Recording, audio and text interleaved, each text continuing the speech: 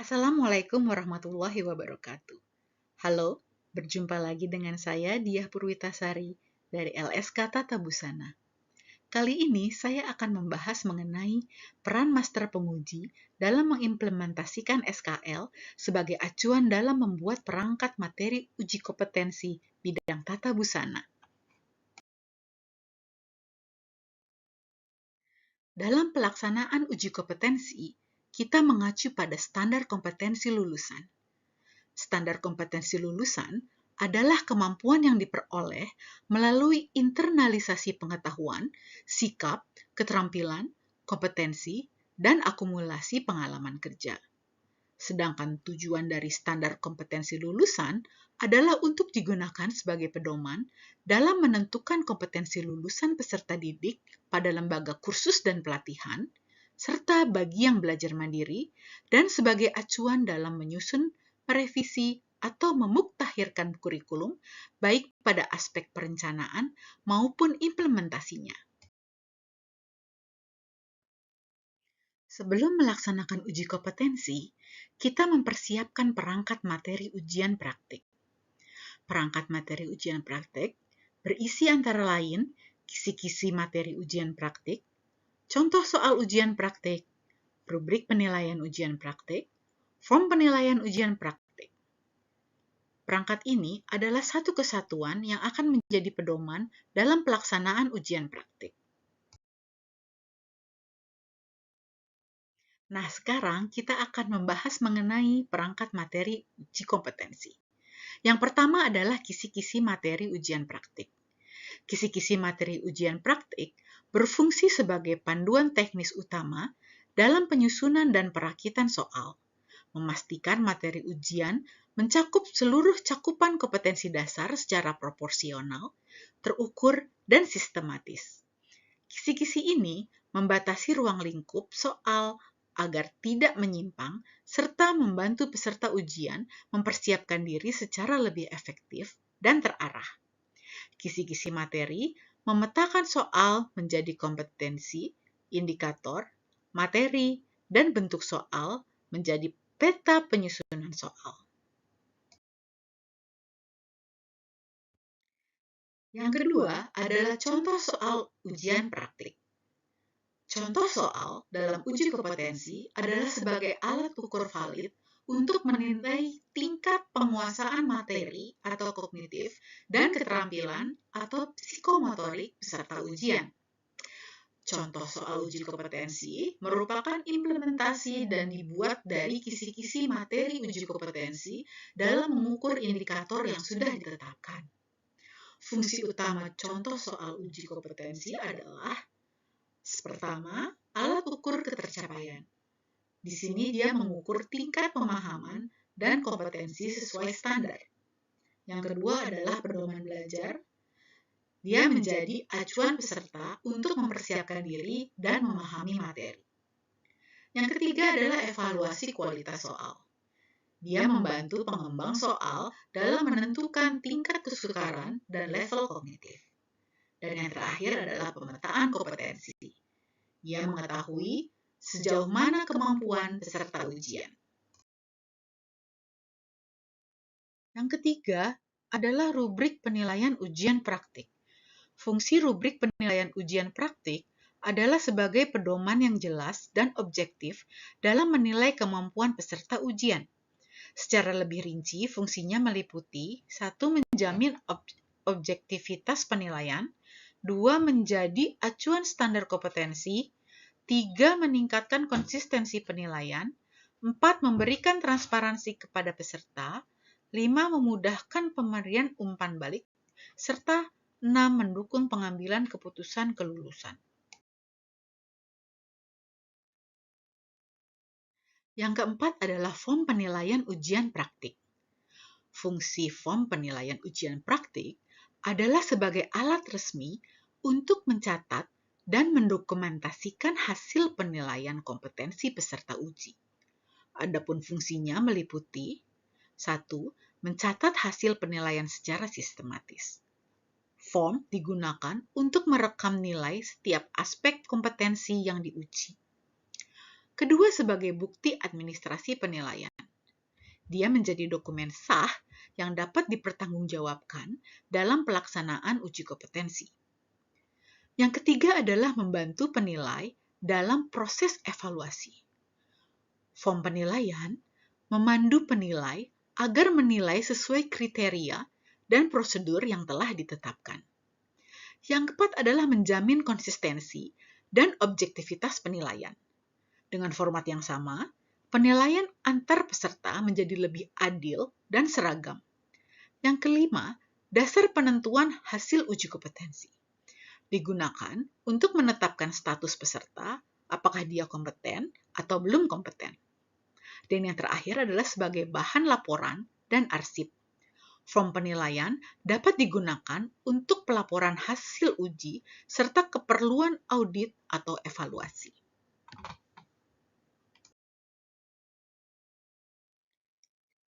Nah, di sini kita bisa lihat hubungan keseluruhan perangkat materi uji kompetensi, di mana SKL sebagai acuan dari semua perangkat materi uji kompetensi yang kita buat. Sekarang kita masuk pada usulan perbaikan standar kompetensi lulusan tata busana jenjang 2. Di sini kita lihat profil lulusan lama adalah lulusan tata busana jenjang 2 KKNI mampu menjahit berbagai model busana sesuai instruksi dengan menggunakan alat jahit tangan, mesin jahit monofungsi, dan mesin jahit industri. Sedangkan usulan profil lulusan baru adalah lulusan program kursus dan pelatihan tata busana jenjang 2 KKNI memiliki sikap dan tata nilai, kemampuan, dan pengetahuan operasional yang lengkap, prinsip-prinsip serta konsep umum dalam menggunakan alat jahit tangan, menggunakan alat pemotong bahan, alat pengepresan, mesin jahit monofungsi, dan mesin jahit industri, serta teknik pengepasan sesuai standar operasional industri menjahit pakaian, sehingga dapat menghasilkan pakaian yang pas di badan sesuai ukuran dan model pakaian yang ditetapkan. Analisanya adalah usulan profil lulusan yang terbaru ini lebih lengkap karena sudah memberikan batasan pengetahuan, ruang lingkup kompetensi beserta cara kerjanya, acuan kompetensi yang dipersyaratkan, dan tingkatan kualitas hasil. Terdapat penambahan kompetensi sesuai dengan kebutuhan industri.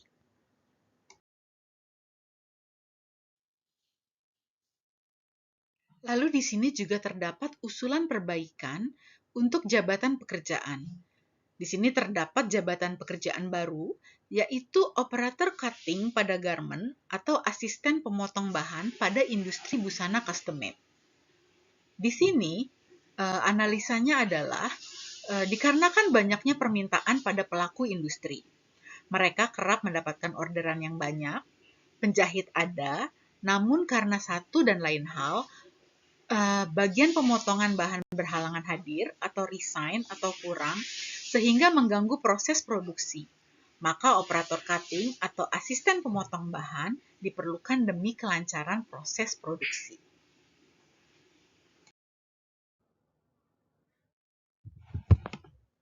Di sini terdapat usulan perubahan pada standar kompetensi lulusan, yaitu penambahan pada aspek keterampilan, di mana di sini terdapat unit kompetensi baru yaitu mampu memotong bahan mengikuti tanda pola.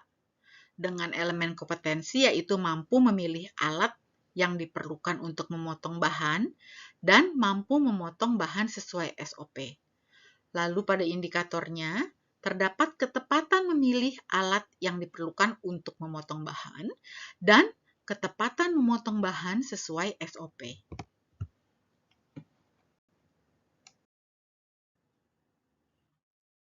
Lalu juga terdapat penambahan pada aspek pengetahuan, di mana di sini kita lihat pada unit kompetensi yaitu pengetahuan cara untuk memotong bahan sesuai prosedur. Dengan elemen kompetensi, mampu menjelaskan alat yang dipergunakan untuk memotong bahan, lalu mampu menjelaskan tanda-tanda pola untuk memotong bahan, dan mampu menjelaskan teknik memotong bahan yang benar. dengan indikator ketepatan menjelaskan alat yang dipergunakan untuk memotong bahan, ketepatan menjelaskan tanda-tanda pola untuk memotong bahan, dan ketepatan menjelaskan teknik memotong bahan yang benar. Lalu di sini saya juga melakukan usulan perubahan mekanisme sosialisasi soal uji kompetensi tata busana jenjang 2. Pada prinsipnya, pelaksanaan uji kompetensi seharusnya bersifat terukur, adil, dan objektif, sehingga hasil dari uji kompetensi tersebut mendapat pengakuan dari semua pihak. Dalam uji kompetensi tata busana jenjang 2, sosialisasi soal dilakukan setiap bulannya, dengan soal yang sudah diketahui sebelumnya, baik model maupun ukuran. Padahal, soal uji kompetensi tidak boleh diberitahukan sebelum pelaksanaan untuk menjaga integritas, validitas, dan objektivitas hasil ujian. Namun, pada LSK Tata Busana, terdapat kendala yang kompleks terkait sosialisasi soal uji kompetensi ini, antara lain, keterampilan yang diujikan yaitu menjahit potongan-potongan bahan, di mana diperlukan waktu yang tidak sebentar bagi tempat uji kompetensi selaku pelaksana di lapangan, mulai dari belanja bahan, membuat sampel, memotong bahan ujian, hingga pengemasan bahan ujian, sehingga soal harus diketahui terlebih dahulu sebelum ujian berlangsung. Lalu, terbatasnya SDM di LSK sehingga tidak memungkinkan apabila penyediaan bahan dilaksanakan oleh LSK. Juga terbatasnya waktu untuk pendistribusian, di mana terdapat lebih dari 200 TUK tata busana di seluruh Indonesia yang tersebar di seluruh pelosok. Agar uji kompetensi tetap dapat dilaksanakan secara adil dan objektif, serta menghindari kecurangan di lapangan, maka diusulkan sedikit perubahan mekanisme sosialisasi soal uji kompetensi, yaitu 1. LSK menyediakan 3 atau 4 soal praktik uji kompetensi yang disosialisasikan ke seluruh TUK. Hal ini dilakukan agar peserta ujian tidak hanya fokus belajar pada satu model soal uji kompetensi. Lalu yang kedua, H-5 sebelum pelaksanaan uji kompetensi ditetapkan, di setiap TUK, LSK Tata Busana memberitahukan satu soal yang akan keluar pada uji kompetensi dari 3 atau 4 soal yang telah disosialisasikan secara rahasia. Lalu yang ketiga, TUK mempunyai waktu 5 hari untuk mempersiapkan alat dan bahan sesuai instruksi pada sosialisasi soal uji kompetensi yang telah ditentukan oleh LSK. Dengan adanya perubahan mekanisme sosialisasi soal uji kompetensi, diharapkan hasil uji kompetensi dapat valid dan objektif sesuai dengan yang diharapkan. Soal uji kompetensi dan form scoring. Soal yang dibuat pada pelaksanaan uji kompetensi harus sesuai dengan kisi-kisi yang ada, karena akan berkaitan langsung dengan form scoring. Seperti gambar yang terdapat di sini, yang sebelah kiri salah dan yang sebelah kanan benar. Yang salah, dia tidak terdapat kantong, padahal kantong ada dalam penilaian dan terdapat dalam form scoring. Pengisian form scoring oleh penguji. Catatan penguji harus lebih spesifik dalam mengisi form scoring. Contohnya, di sini ada penguji menulis jahitan pemasangan lengan kurang tepat pada garis pola dan sepanjang jahitan lengan ditemukan kerutan. Catatan tadi dapat dikembangkan menjadi jahitan pemasangan lengan kiri bagian atas depan kurang tepat pada garis pola. Dan sepanjang jahitan lengan bagian kanan belakang ditemukan kerutan. Jadi lebih spesifik. Peran master penguji sangat penting dalam mengimplementasikan SKL sebagai acuan dalam membuat perangkat materi uji kompetensi. Master penguji harus teliti dan berhati-hati dalam menjabarkan isi SKL ke dalam kisi-kisi, contoh soal maupun rubrik penilaian, karena semua itu merupakan satu kesatuan. Master penguji bersama LSK dan organisasi profesi juga secara berkala harus melakukan peninjauan dalam SKL dan perangkat materi uji kompetensinya. Ini disebabkan karena dinamisnya permintaan dari dunia industri. SKL yang dipakai oleh LSK harus sejalan dengan kebutuhan pasar kerja, sehingga peserta ujian yang telah lulus dapat langsung terserap ke dunia kerja. Demikian pemaparan kali ini dari saya. Terima kasih atas perhatiannya. Sampai jumpa dan wassalamualaikum warahmatullahi wabarakatuh.